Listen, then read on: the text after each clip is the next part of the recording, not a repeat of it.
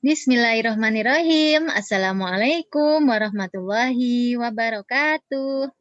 Alhamdulillahirabbil alamin. Segala puji kita panjatkan ke hadirat Allah Subhanahu wa taala yang telah banyak sekali memberikan kita kenikmatan, nikmat iman, Islam, dan tentunya nikmat sehat sehingga pada kesempatan kali ini kita bisa bertemu lagi, belajar bersama lagi.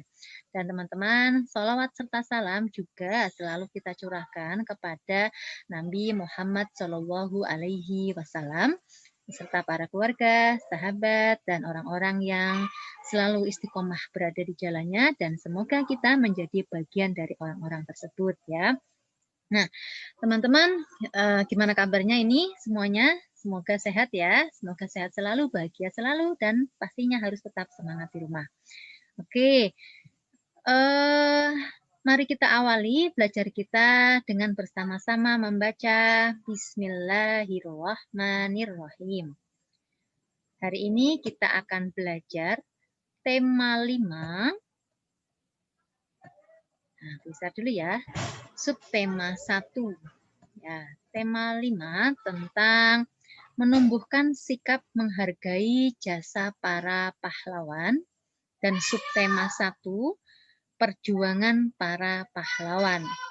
Teman-teman, Allah berfirman dalam surat At-Taubah ayat 41 yang artinya, berangkatlah kamu baik dengan rasa ringan maupun dengan rasa berat, dan berjihadlah dengan harta dan jiwamu di jalan Allah.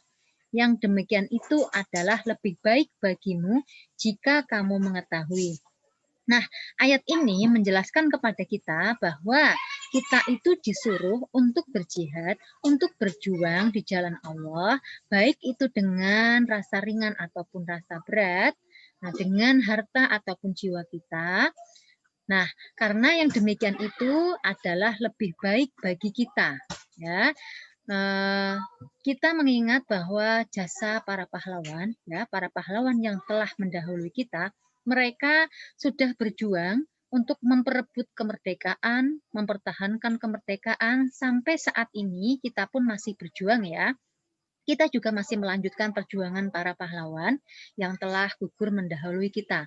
Mereka berjuang dengan hartanya, dengan jiwanya, ya, dengan walaupun mungkin saat itu ya dengan rasa ringan, dengan rasa berat, ada yang berat ya, tapi mereka berjuang sampai titik darah penghabisan, dan sampai saat ini kita bisa merasakan buah dari perjuangan para pahlawan itu. Nah, teman-teman, tujuan pembelajaran hari ini adalah yang pertama, nanti kita akan belajar tentang kewajiban dan hak sebagai warga masyarakat. Kemudian nanti diharapkan teman-teman dapat menjelaskan hubungan simbol dengan makna sila keempat Pancasila. Kemudian selanjutnya teman-teman juga nanti diharapkan dapat menyebutkan sikap yang sesuai dengan sila keempat Pancasila. Oke. Yang pertama tentang hak dan kewajiban. Ini tentunya sudah tidak asing dengan kita ya, bahwa kewajiban itu adalah sesuatu yang harus kita lakukan, sedangkan hak adalah sesuatu yang kita peroleh setelah kita setelah kita melaksanakan kewajiban. Nah, teman-teman bisa buka di buku paket kalian halaman 3 sampai 4, itu ada bacaan tentang guru.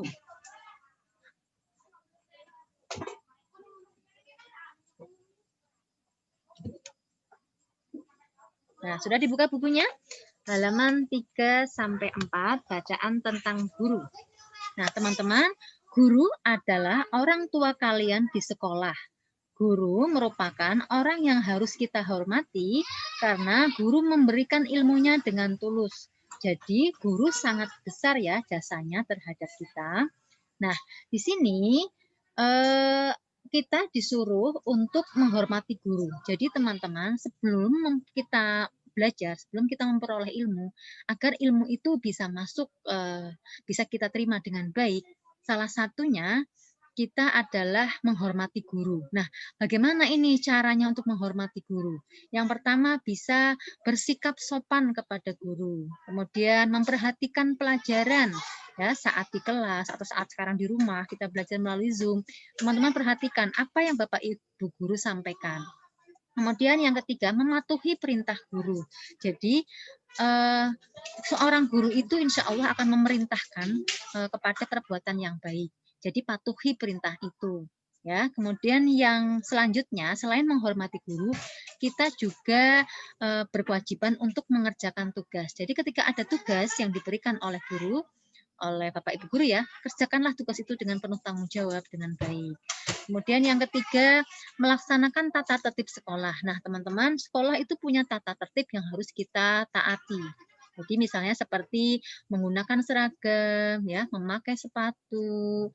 Nah, kalau yang di rumah kan saat ini belajar di rumah, berarti kan tidak pakai sepatu. Ya, itu tidak ya. Tapi kalau seragam, pakailah seragam. Kalau seragamnya kekecilan karena tumbuhnya sudah ke atas dan ke samping, berarti bisa menggunakan baju yang sopan ya. Oke, selanjutnya jika kita sudah mengerjakan tugas, kemudian menghormati guru, melaksanakan tata tertib, nah sudah melaksanakan kewajiban, maka suasana belajar akan berjalan lancar dan tertib. Nah, kemudian ini ada apa sih hak kita? Nah, dan kewajiban kita sebagai seorang pelajar, contohnya di sini kewajibannya ya tadi memakai seragam, mengerjakan tugas ya, mematuhi tata tertib. Kemudian haknya apa? Mendapatkan pelajaran, mendapatkan ilmu. Nah, itu hak kalian. Kewajiban seorang anak, contohnya nih, menghormati orang tua ya, mendoakan juga, karena ini menjadi salah satu amalan yang tidak akan terputus untuk orang tua kita, yaitu doa dari anak yang solih. Kemudian haknya kita sebagai seorang anak berhak untuk mendapatkan kasih sayang dari orang tua kita, mendapatkan perlindungan ya, mendapatkan uang saku, mendapatkan hak untuk sekolah di tempat yang terbaik ya, sekolah yang terbaik. Kemudian yang ketiga, kewajiban dan hak sebagai tetangga. Nah, teman-teman, Rasulullah itu sangat memuliakan tetangga. Jadi, kita karena kita mencontoh Rasulullah ya, maka kita harus memuliakan tetanggaku juga. Nah, kita punya kewajiban untuk menghormati tetangga, berbagi juga dengan tetangga. Kemudian haknya apa? Ya, kita memperoleh kenyamanan ya. Maka ketika kita misalnya menyalakan musik kenceng-kenceng, nah itu namanya sudah melanggar hak tetangga kita. Nah, kemudian selanjutnya kita juga belajar tentang sila keempat Pancasila. Nah, sila ini berbunyi, kerakyatan yang dipimpin oleh hikmat kebijaksanaan dalam permusyawaratan perwakilan. Nah, maknanya apa ini? Nah, ya, maknanya apa dari sila 4 ini? Nah, sila 4 ini, simbol sila keempat adalah banteng.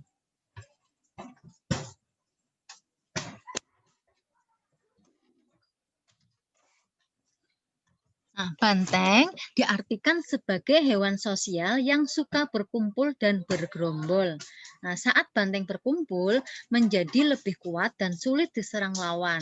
Jadi, lambang kepala banteng tersebut menggambarkan budaya bangsa Indonesia yang senang berkumpul, berdiskusi, dan bermufakat. Kepala banteng menjadi perumpamaan manusia dalam mengambil keputusan, yakni yang harus dilakukan secara tegas.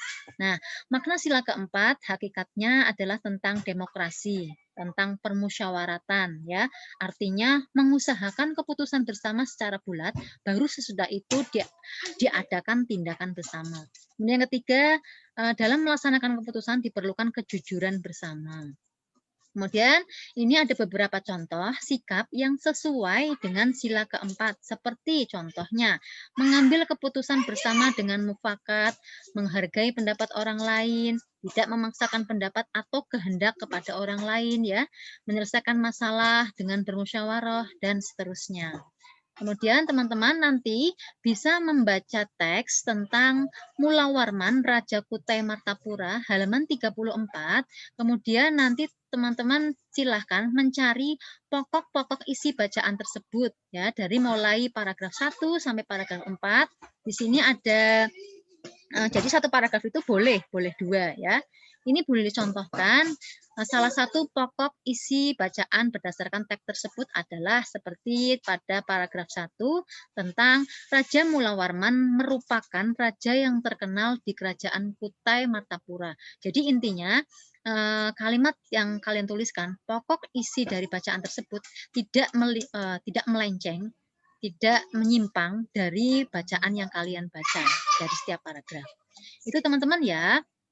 Mari kita simpulkan pembelajaran kita hari ini. Yang pertama, selain mempunyai hak di rumah dan sekolah, anak juga mempunyai kewajiban. Nah, kewajiban adalah sesuatu yang harus dilakukan. Hak adalah sesuatu yang boleh diterima setelah melaksanakan kewajiban. Kemudian simbol sila keempat adalah kepala banteng, dan untuk mencari pokok isi bacaan harus membaca teks tersebut dengan seksama, dengan sungguh-sungguh. Oke teman-teman, itu belajar kita hari ini. Semoga bisa dipahami ya dan bermanfaat ilmunya. Jika dirasa bermanfaat, teman-teman boleh men-share materi ini kepada teman-teman yang lain. Oke, sampai di sini mari kita akhiri dengan membaca hamdalah alhamdulillahirabbil alamin. Doa penutup majelis, subhanakallahumma wa bihamdika asyhadu an la ilaha illa anta astaghfiruka wa atubu ilaik. Terima kasih atas perhatiannya. Sampai ketemu di lain kesempatan. Semoga teman-teman tetap semangat belajar di rumah, tetap jaga kesehatan, dan semoga Allah segera kumpulkan kita kembali di sekolah ya. Assalamualaikum warahmatullahi wabarakatuh.